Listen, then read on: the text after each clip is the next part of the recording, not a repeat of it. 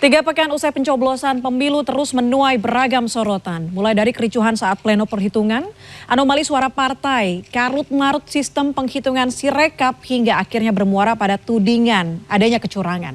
Lalu seperti apa ujung drama haru biru pemilu? Kita bahas berikut selengkapnya dalam laporan khas redaksi.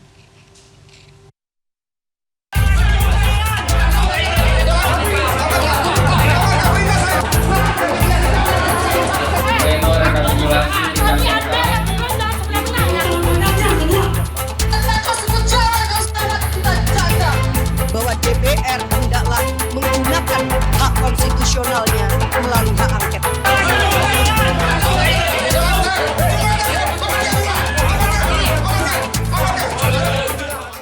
Ketegangan terjadi saat proses rekapitulasi di KPU Kabupaten Bekasi di Cikarang Selatan, Kabupaten Bekasi, Jawa Barat, Selasa malam. Massa dari dua kubu calon anggota legislatif melakukan aksi protes. Polisi dan TNI yang mengamankan jalannya rapat pleno terpaksa mengeluarkan sejumlah massa yang protes dan membuat keributan.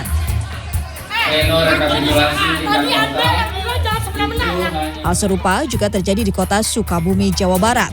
Suasana sidang pleno rekapitulasi suara DPR RI KPU Kota Sukabumi ricuh. Belasan saksi dari partai politik merangsek mendekati komisioner KPU. Namun aksi mereka dihalangi oleh polisi yang berjaga di ruang sidang. Para saksi partai meminta ditunjukkan bukti hasil penghitungan suara di beberapa TPS di Kecamatan Citamiang yang suaranya diduga hilang dan berpindah. Tadi kami merasa dilecehkan. Kami merasa dilecehkan ketika kawan-kawan PPK keluar. Kami meminta beberapa kelurahan yang kami duga sekali lagi ya, yang kami duga ada sesuatu yang berbeda dengan data kami, data yang kami miliki. Haru biru pemilu 2024 tidak hanya pada rekapitulasi suara real di tingkat berjenjang di tiap daerah. Karut-marut sistem informasi rekapitulasi suara atau Sirekap KPU juga terjadi. Anomali suara sejumlah partai yakni PSI dan Gelora menjadi sorotan. Sejumlah pihak menilai ada kejanggalan soal Sirekap KPU. Tapi kan ini nggak masuk akal naiknya, kalau dibilang naik hanya 0,6% dalam beberapa hari. 0,6% dari 2 sekian persen itu tinggi. Itu kayak kalau PDIP naik 3%. Iya kan, dari 16 sekian jadi 19 atau 20%. Itu nggak bisa dibilang ya semuanya bisa naik 0,6%. Nah, tapi kan memang disinyalir ada pengurangan dari suara P3 yang masuk ke kita nggak tahu masuk kemana, pastinya masuk ke yang naik suaranya kan. Ya. Sejumlah sorotan soal penghitungan suara akhirnya berujung pada tudingan adanya kecurangan dalam pemilu. Selasa 5 Maret, sejumlah orang berunjuk rasa di depan gedung DPR menolak pemilu curang dan mendesak DPR menggelar hak angket. Tidak kalah panas, di dalam gedung DPR interupsi mewarnai rapat paripurna DPR.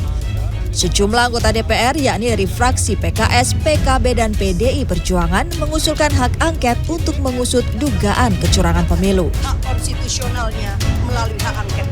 Riuh soal tudingan kecurangan pemilu hingga hak angket akhirnya terdengar oleh Presiden Joko Widodo.